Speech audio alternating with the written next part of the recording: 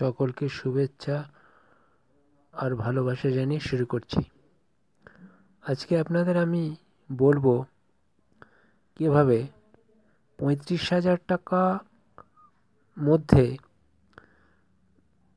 Computer assemble করতে পারেন। তাহলে শুরু করি। মাদারবোর্ড নেবেন H110 অর্থাৎ H110। আমি গিগাবাইটের বোর্ডটাই নিতে বলবো, যদিও দামটা একটু বেশি, কিন্তু এক্ষেত্রে বোর্ড ভালো হলে আপনার মেশিন অনেক বেশি ভালো গতি পাবে এবং অনেক বেশি টেকসই হবে।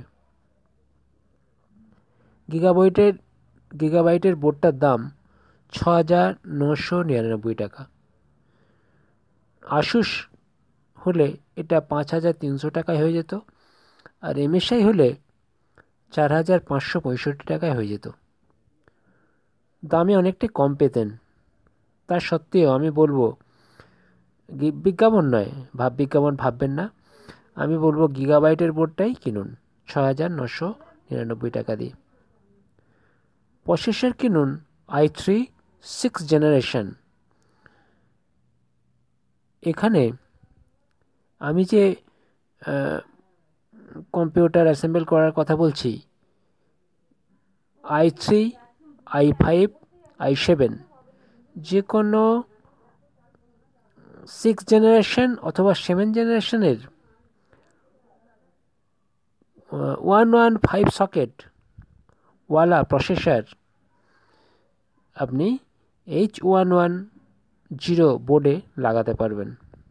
অর্থাৎ i3 6 জেনারেশন, i3 7 জেনারেশন অথবা i5 6 জেনারেশন অথবা 7 জেনারেশন, i7 6 জেনারেশন অথবা 7 জেনারেশন, যার সকেট নাম্বার 1151।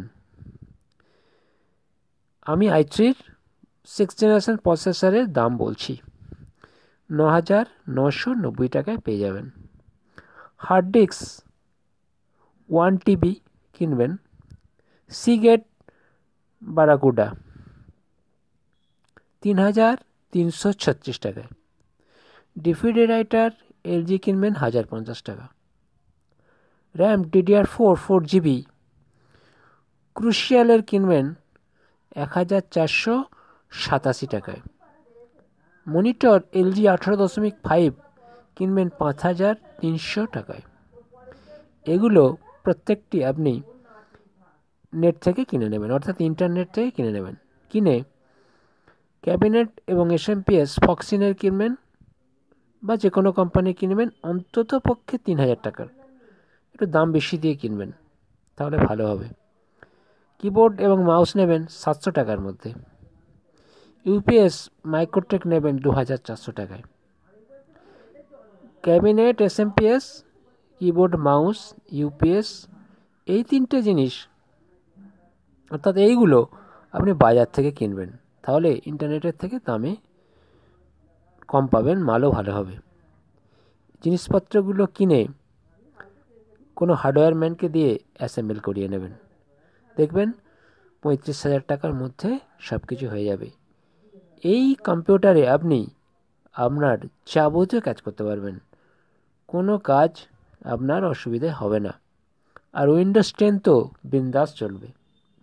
তাহলে আপনারা i3 অথবা i5 অথবা i7 6 জেনারেশন অথবা 7 জেনারেশন প্রসেসরওয়ালা কম্পিউটার অ্যাসেম্বল করিয়ে নিন আর ব্যবহার করতে থাকুন। আজ এই পর্যন্ত, সকলে ভালো থাকবেন। আরও একবার ধন্যবাদ জানিয়ে শেষ করছি।